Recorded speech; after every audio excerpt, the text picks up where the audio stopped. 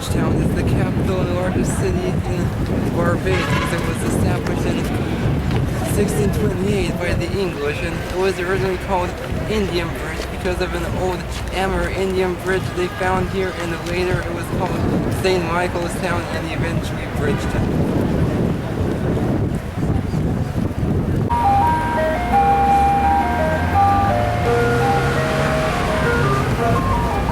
This area right here is called Trafalgar Square, and it's not named after a square in London, but after the battle that took place in Spain in 1805. This entire square was actually constructed in 1813, so it actually predates the famous Trafalgar Square in London by about 3 decades. So London actually got the idea for Trafalgar Square from Barbados. This one right here honors some Belgian soldiers who were killed in World War I.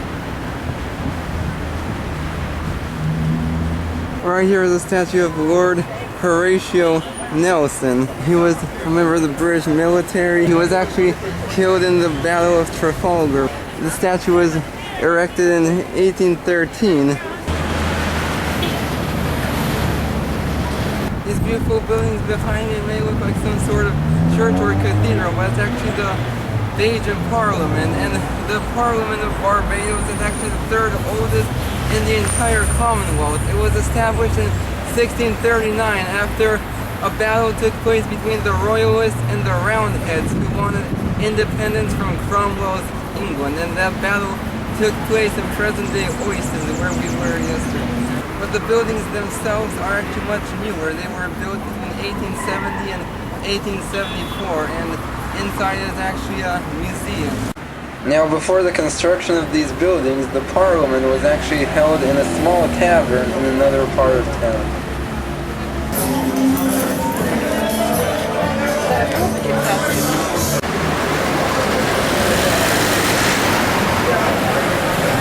This right here is the Mutual Building. It was built in 1895, and it's a Victorian structure, and one unique feature is its full veranda on the second floor, which almost fully encircles the entire floor.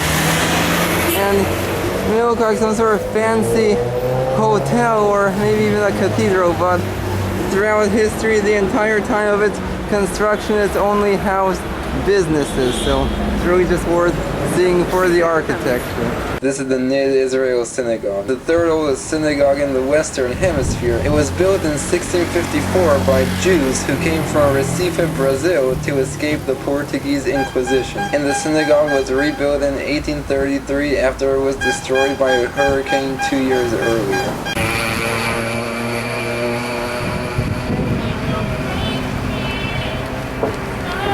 I was still hoping to visit the St. Michael's Cathedral, but we were having some lunch at Burger King and a fight almost broke out inside the restaurants between some diners and a crazy man. So we just left our food on the table and got the hell out of there as quickly as we could. And the worst part is there was a security guard standing there and he didn't even do anything. So we came here to the beach. We're gonna try to catch a bus and get the hell out of here as fast as we can. This is not a safe city. First time in my life I witnessed something like that.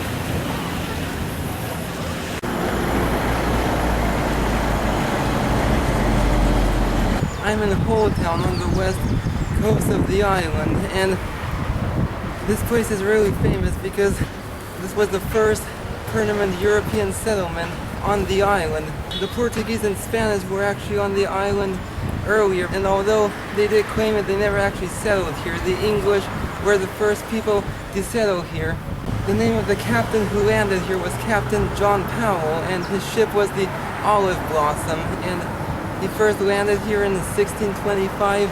Then he sort of basically checked the area out. Then 2 years later, his brother, Captain Henry Powell, returned with the same ship, and he brought along with him 80 settlers and 10 slaves, and they established the city, which was the first city of the island, and the name of the city was originally Jamestown after King James I, but they later changed it to Holetown. And this monument right here honors that English landing, but it's an incorrectly labeled because it says 1605 instead of 1625.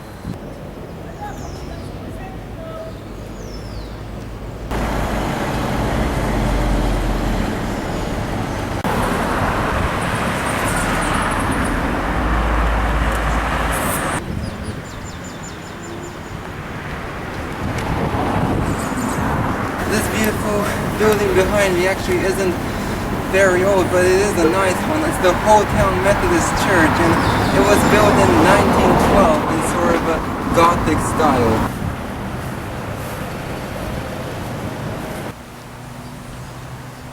This building behind me is the St. James Church.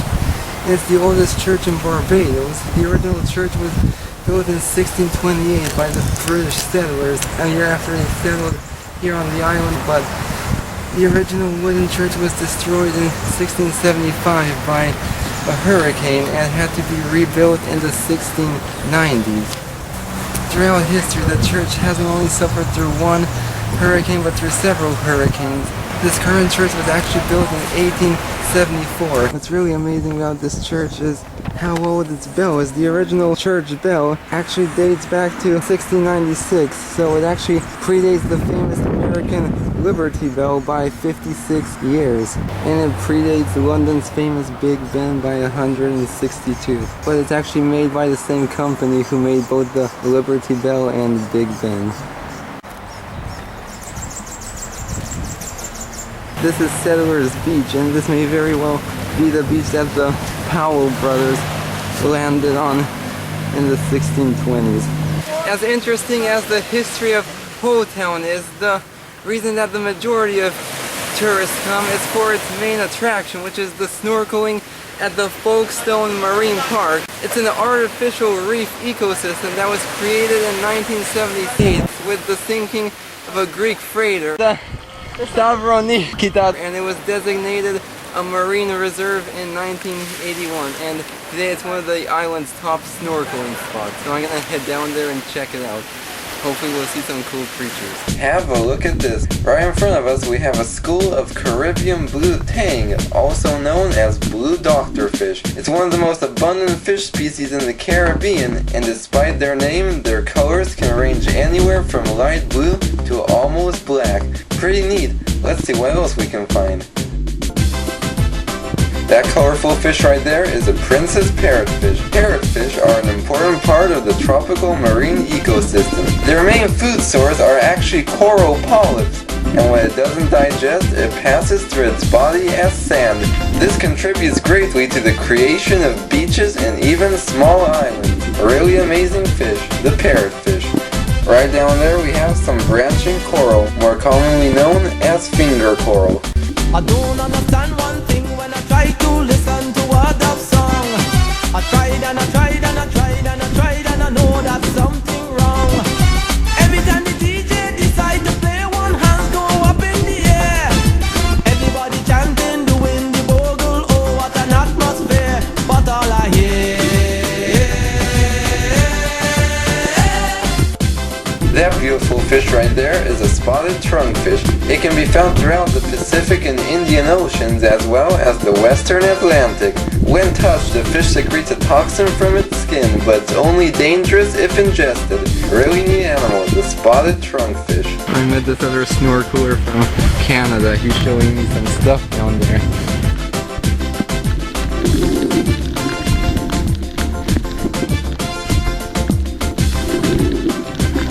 Whoa! That fish down there is a wet burrfish, also known as the Spiny Boxfish. I bet you know what that is. It's brain coral, and it's pretty easy to see how it got its name. Guys, check this out. Right here we see an excellent example of a phenomenon known as coral bleaching. This occurs when sea temperatures either rise or drop beyond their normal levels, causing the coral to expel the microscopic algae living in its tissues, turning it white. This is a phenomenon that has been affecting many of the planet's reef ecosystems. However, bleached coral is not necessarily dead coral, as many corals have been known to survive bleaching events. However, this does put serious stress on the coral, making it more susceptible to death. Wow, this is perfect. Have a look at this, guys. Here we see a nice example of both healthy coral and bleached coral, so you can really draw a comparison between the two. Guys, this has truly been, without a doubt, the most beautiful and most diverse coral reef I've seen so far. I could literally spend the entire day exploring this amazing ecosystem, but it's time to head back up to the surface because there's still a lot more to be explored on dry land. The cheapest way to get around Barbados is by bus. They cost only $2 Barbados dollars, but make sure you have the local currency and exact change. And they're really great for traveling on the west coast of the island. But sometimes you have to stick your hand out to make sure they stop, but most of the time they'll stop themselves and ask if you need a ride. It can get a bit confusing coming from the US because the bus will come from the opposite side of the road that you think it'll come, but there are two types of stops. One is to city, which means it's going anywhere towards Bridgetown and beyond. Anyway, going away from Bridgetown, you take the bus that says out of city. So once you figure all that out, it's actually pretty easy and a really cheap way to travel. And there are three different types of buses: blue government buses, orange private buses, and white vans.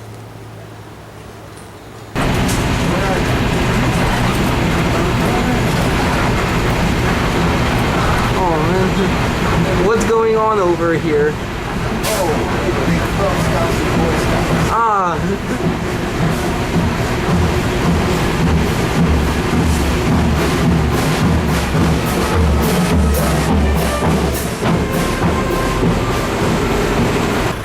This is Speightstown.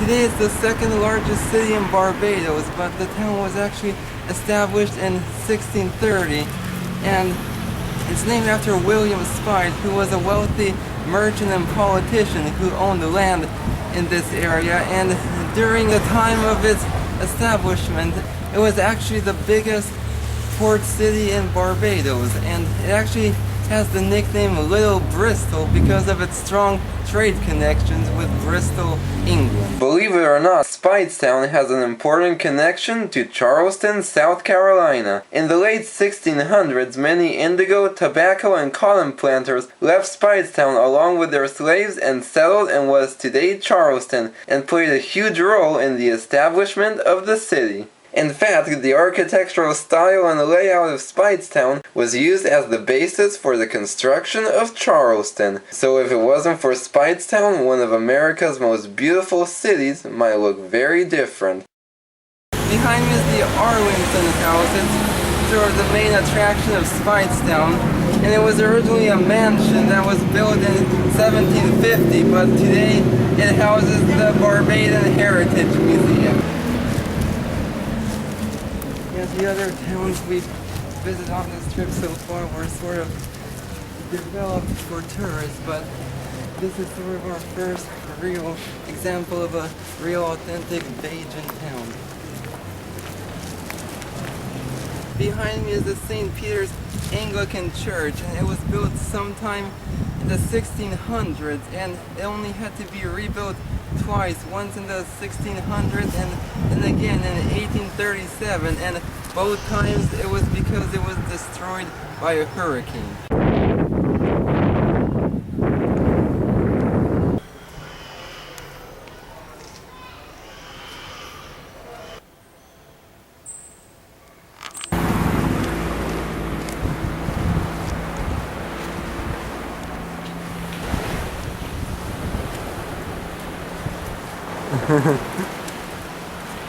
Patrz, leci do nas. Tak wyjdzie do... Shit! Oh my god! Oh, Jezu.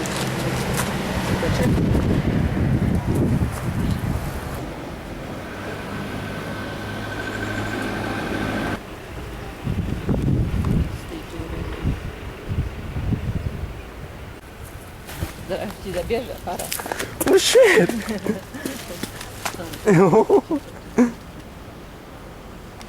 Stań tak, stań, jak ci zrobię. Czekaj, zastanów się, czekaj, widzisz. We're going to be visiting Garrison's Cave and the Wildlife Reserve, the island's two most popular attractions. And The easiest way to get to those two places is through one of the many tour companies on the island. It's a bit pricey. It costs $140 per person, but they'll pick you up at your hotel and take you straight to the caves and the reserve. So it's definitely a lot easier than trying to get to those places on your own. You just press 2 and I'll be on the upstairs waiting on you guys.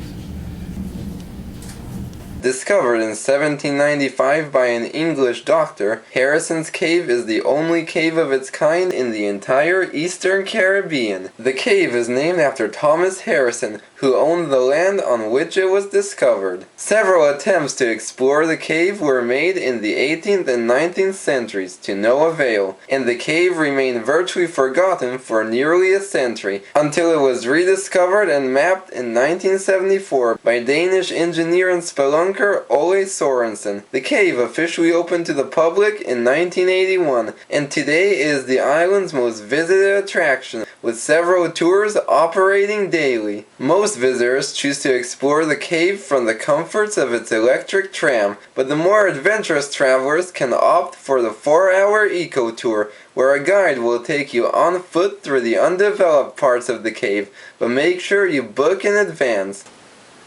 There are sections of the cave where you can actually get off the tram and walk around and look at the formation up close. It's beautiful. We have these beautiful cave sickles right here in some we have this underground river system here, and this gives you these small waterfalls.